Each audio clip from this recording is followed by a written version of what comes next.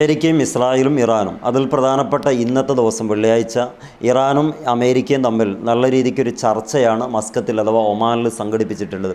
പ്രധാനപ്പെട്ട ആ ചർച്ച നടക്കുന്നതിൻ്റെ ഭാഗമായിട്ട് തന്നെ അമേരിക്കയുടെ ഭാഗത്തുനിന്ന് വരുന്ന ചില പ്രഖ്യാപനങ്ങൾ ഈ ചർച്ച കേവലം പ്രഹസനമായിരുന്നു എന്ന് തോന്നിപ്പോകുന്ന വിധത്തിലാണ്.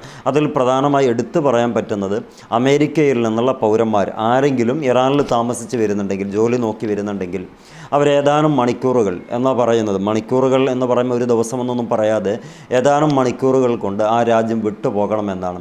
അഥവാ ആ രാജ്യം കൂടുതൽ അപകടത്തിലേക്ക് പോകുന്നു എന്നതിൻ്റെ ശരിയായ സൂചനയാണ് അമേരിക്കൻ എംബസിയുടെ ഭാഗത്തു നിന്ന് അമേരിക്കയിൽ താമസിക്കുന്ന അമേരിക്കക്കാർക്ക് കൊടുത്തിട്ടുള്ളത്. ഇതിൽ നിന്ന് മനസ്സിലാക്കാം ഈ കേവല ചർച്ചയെ ഇതുകൊണ്ടുള്ളൂ കേവലം പ്രഹസനം മാത്രമാണ്. ലോകത്തെമ്പാടുമുള്ള ആളുകൾക്ക് ഞങ്ങൾ നയതന്ത്ര ബന്ധത്തിലൂടെ അത് പരിഹരിക്കാൻ വേണ്ടി ശ്രമിച്ചു എന്ന് അമേരിക്ക വരുത്തി തീർക്കാൻ വേണ്ടിയിട്ടുള്ള ഒരു ഇടപെടൽ അത് മാത്രമേ ഇതുകൊണ്ട് ഉദ്ദേശിക്കുന്നുള്ളൂ.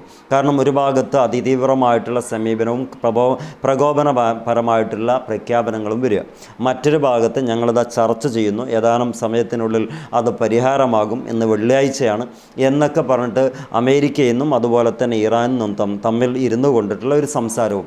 ഇതിൽ ലോക മാധ്യമങ്ങൾ റിപ്പോർട്ട് ചെയ്യുന്നത് അമേരിക്ക നേരത്തെ കരുതി വെച്ചതിൽ നിന്ന്, അഥവാ ഇസ്രായേലിൻ്റെ പിന്നണി പ്രവർത്തകരായി പ്രവർത്തിക്കുന്ന ട്രംപിന് ഒരു അണുവിനെ വ്യത്യാസപ്പെടുത്താതെ കാര്യങ്ങൾ നടത്തി കൊടുത്തിട്ടില്ലെങ്കിൽ എപ്സ്റ്റീൻ ഫയൽ അടുത്തത് വരാനുണ്ട്. അത് റിവീൽ ചെയ്യുന്നതിന് മുമ്പായിട്ട് ഈ അമേരിക്ക ഇസ്രായേലിന് കീഴ്പ്പെടേണ്ടി വരും.